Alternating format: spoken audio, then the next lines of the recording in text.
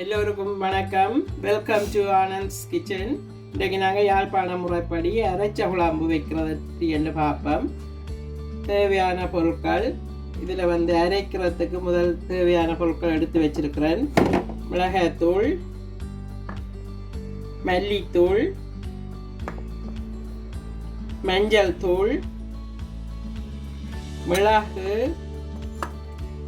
நச்சீரகம், சின்ன ஜீரகம், உள்ளி ஒரு 8 பல்லு, ஒரு தக்காளி பழம், வெங்காயம் முழு ஒரு மீடியம் வெங்காயத்தில் பாதி வெங்காயம், இதில் 2 மேசக்கரண்டி தேங்காய் பூ இவ்வளவு போட்டு முதல் எப்படி அரைக்கிறதுன்னு பார்ப்போம்.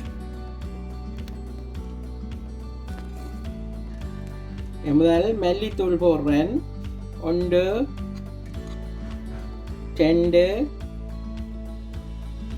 3 மேசக்கரண்டி மல்லித்தூள். அதுக்கு நாங்கள் எங்களோட உரைப்புக்கு ஏற்ற மாதிரி தான் போடுறோம். 1 மேசக்கரண்டி மிளகாய்த்தூள். உங்களுக்கு கூட உரைப்பு வேணுமெண்டா கூட போடலாம்.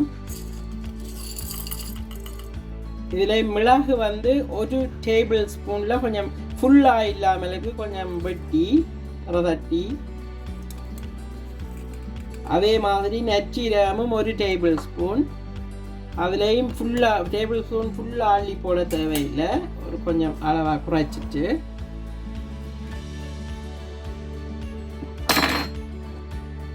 இது தேங்காய் பூ 1 2 டேபிள் ஸ்பூன் ஃபுல் தேங்காய் பூ 2 டேபிள் ஸ்பூன் ஃபுல்லாக போடலாம். இவ்வளோத்தையும் போட்டு முதல் ஒரு கப் பவுடர் ஆக்குவோம். இதை தேங்காய் பூ இதெல்லாம் போட்டு நல்லா இருக்கா பவுடர் ஆக்கிட்டு பிறகு தண்ணி விடுறதுக்குள்ள போட்டு அரைச்சிங்கன்னா நல்லா ஸ்மூத்தாக நல்லா பசுந்தாக வரும். இது போட்டதெல்லாம் இப்போ பவுடர் ஆக்கி எடுத்துட்டேன். இந்த பார்த்திங்கன்னா இந்த ஸ்டேஜில் இதுக்குள்ள மாற்றிட்டு தண்ணி விட்டு அரைக்கிறதுக்கு போடுவோம். தண்ணி விட்டு கொஞ்சம் ஓம் போட்டு விட்டு அரைச்சிங்கன்னா தேங்காய் எல்லாம் அரைவடம். எங்களுக்கு இங்கே கொஞ்சம் குளிர் காலத்தில் கொஞ்சம் தேங்காய் அதுகளை அரை வர்றது கஷ்டமாக இருக்கும். இனி இதுக்கு மஞ்சள் தூள் போடுவோம். மஞ்சள் தூள் ஒரு 1 டீஸ்பூன் போடுங்கோ. உள்ளிப்பல் 7-8 உள்ளிப்பல் போடலாம். ஒரு வெங்காயம் ஒரு துண்டு, ஒரு சின்ன தக்காளி மீடியம். இப்போ இதில் போம் போட்டு விடுறேன் பாருங்கோ. இந்த அளவுக்கு கொஞ்சம் தண்ணி முதல் நிறைய விடக்கூடாது, கொஞ்சம் கொஞ்சமாக அரைவிட பார்த்து தான் விட வேணும். ஒரே அடியாக நிறைய தண்ணி விட்டீங்கன்னா இப்படியே தண்ணி ஆகிடும். பிறகு உங்களுக்கு தேங்காய் பூ அது ஒன்றும் அரைவிட மாட்டுது. நீ இதை கொஞ்சம் கொஞ்சமாக தண்ணி விட்டு அரைப்போம்.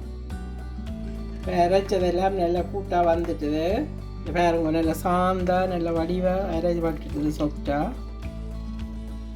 இதுக்குள்ளே போடுவோம்.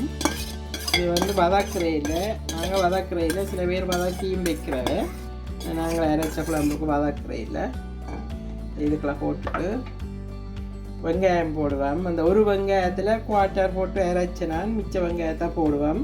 வெட்டி வச்சுருக்குது. வெங்காயம் போடைக்கு எப்படியும் நல்லா கையால் அப்படி பிணைஞ்சு போடுங்கோ. அது ஒரு வித்தியாசமான டேஸ்ட் வரும். அப்படியே போட்டு அவிய வைக்காமலுக்கு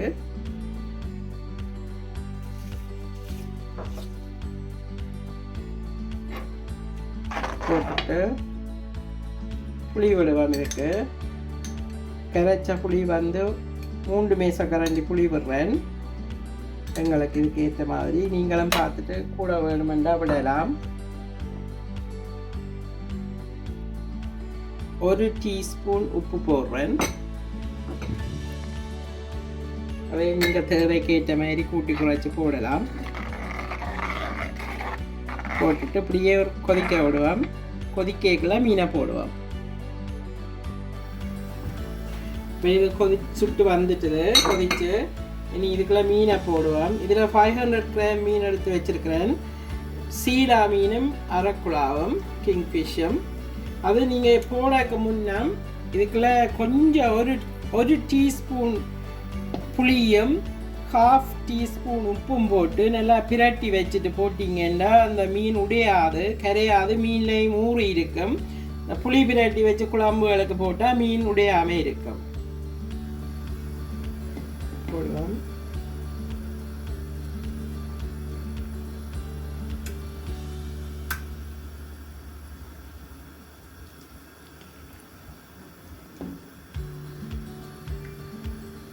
வேறு போட்டாச்சு. இதெல்லாம் கொதிக்கட்டும். இதில் நீங்கள் இப்படி மீனை போட்டுட்டு ஒரு உப்பு புளி உங்களை இதுக்கு எல்லாத்தையும் பார்த்துட்டு அப்படியே விட்டீங்கன்னா சரி. இதில் இப்போ மொத்தமாக நான் 400 ml தண்ணி விட்டிருக்கிறேன். அரைச்சதும் அதை விட அப்புறம் இப்போ இந்த குழம்புக்கு கூட்டினது எல்லாமே சேர்த்து 400 ml தண்ணி வந்திருக்குது. எந்தளவு காணும், ஏனென்றால் ஆக தண்ணியாக வந்துடும். உங்களுக்கு தண்ணியாக வேணுமென்றா விடலாம், எங்களுக்கு அவ்வளோ தண்ணி விருப்பம் இல்லை, அதில் குறைச்சி விட்டிருக்கிறேன். கொதிச்சுட்டு இப்போ குழம்பெல்லாம் நல்லா கொதிச்சு வந்துட்டுது. உப்பு புளி எல்லாம் கரெக்டாக இருக்குது, உரைப்பு உப்பு புளி எல்லாம். இனி நாங்கள் இது சில பேர் முழுசாயும் போட்டு அரைக்கிறவ, மிளகாய் மல்லி எல்லாம் முழுசாக போட்டு அரைக்கிறவ. ஆனால் அதை அரைக்கிறதுக்கு கன நேரம் செல்லும் எங்களுக்கு. கிரைண்டரில் இப்படி பவுடராக போட்டு அரைச்சிங்கன்னா நல்லா ஸ்மூத்தாக சாஃப்டாக அரைவாடும் ஈஸியாக. இனி இந்த ஸ்டேஜில் கருவேப்பிலையை போடுவோம். கருவேப்பிலை இது எங்களை வீட்டு மரத்தான் கருவேப்பிலை தான், அதால் நாங்கள் இதை எறிகிறே எடுத்து சாப்பிட்றோம் நாங்கள். அதால் நான் இதை அப்படியே முழுசாக போடுறேன். அப்படியே போட்டு இன்னும் ஒரு 5 minutes அப்படியே குழம்பில் ஊறட்டும் விடுவோம். கலர் இதெல்லாம் நல்ல வடிவாக வந்திருக்குது திக்காக. நீங்களும் இப்படி செய்து பாருங்கோ. அநேகமாக கிழமையிலேயே ஒரு நாளைக்கு கண்டாலும் இப்படி அரைச்ச கறி வச்சு சாப்பிடுங்க, உடம்புக்கு நல்லா ஹெல்த்தியானது. இதில் மல்லி, சீரகம், மிளகு, உள்ளி எல்லாம் சேரைக்குள்ள உடம்புக்கு நல்லா. இதில் வேறு பால் ஒன்றும் சேர்க்க இல்லை, தேங்காய் போட்டு அரைச்சபடியே. இனி நீங்கள் ஒரு பாலும் சேர்க்க தேவையில்லை, உங்களுக்கு விரும்பினா விடலாம், ஆனால் நான் விட இல்லை. இந்த மீன் அரைச்ச குழம்பு ரெடி ஆகிட்டுது. நீங்களும் இப்படி செய்து பாருங்கோ, நல்லா இருக்கும்.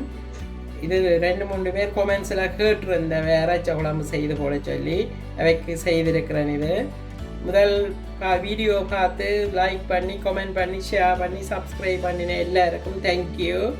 நல்ல கொமெண்ட்ஸ் எல்லாம் தந்திருந்தீங்க, எல்லாருக்குமே தேங்க்யூ.